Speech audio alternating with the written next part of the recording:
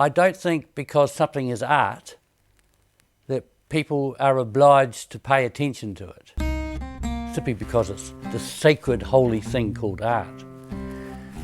There's got to be a reason for them to stop and look at it and to spend time with it. You've got to draw them in, draw them closer so they want to look at it very carefully.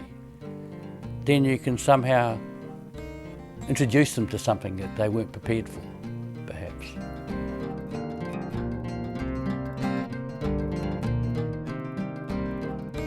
At the time, they might be really puzzled by what it was that they saw.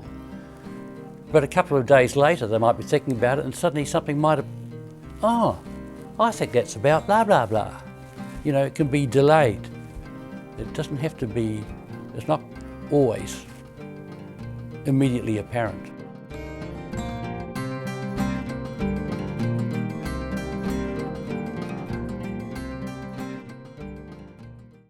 In the late 70s, I made a whole lot of grid paintings where I used masking tape, which you later took off, and interested in controlling the colour very precisely so it had matching tones. There wasn't much variation in darkness.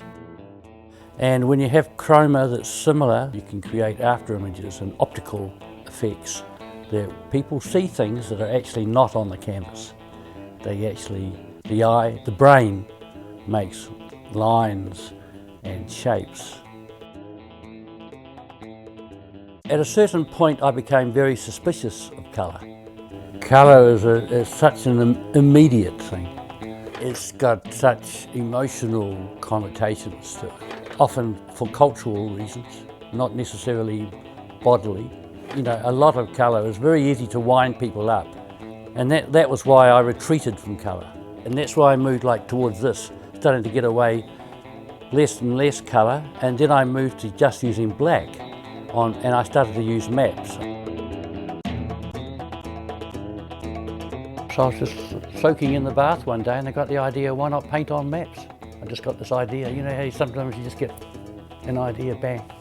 And then it started a whole new series, basically. I started thinking about processes and indexes, because I had maps that had indexes underneath, where I thought if you subtract a name of a street, I could leave that on the main body of the street, have an inverse relationship. So what I took off the index, I would leave on the main body, and so that all the streets that were listed on the index were blocked out or hidden on the main body of the map.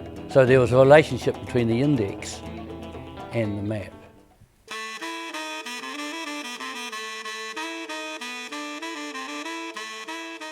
I've reached a certain age where I've thought, what the hell, I'm going to enjoy colour, enjoy sensuality, enjoy my own body.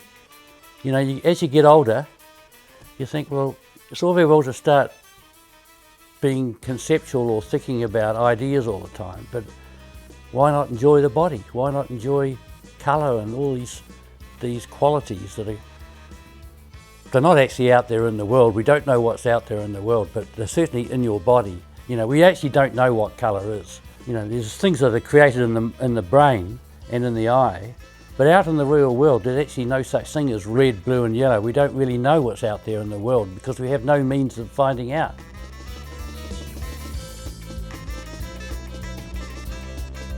So almost everything I've done has had a grid, except for these recent works which are deliberately wild and the grid is disintegrated.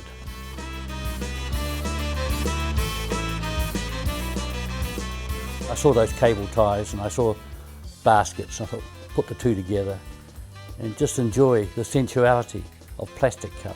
I walk from Kingston into town all the time, go around the art galleries. I used to pick stuff up and put it in my pocket, and then I realised you could get different types, different colours, different thicknesses, different sorts of ratcheting systems with those little teeth, you know. I mean, I basically go around the hardware shops and buy those. Cable tie works, it's like making brush marks in space. So for me, those sculptures are a form of painting, except without not painting, but now it's a form, it's in real space.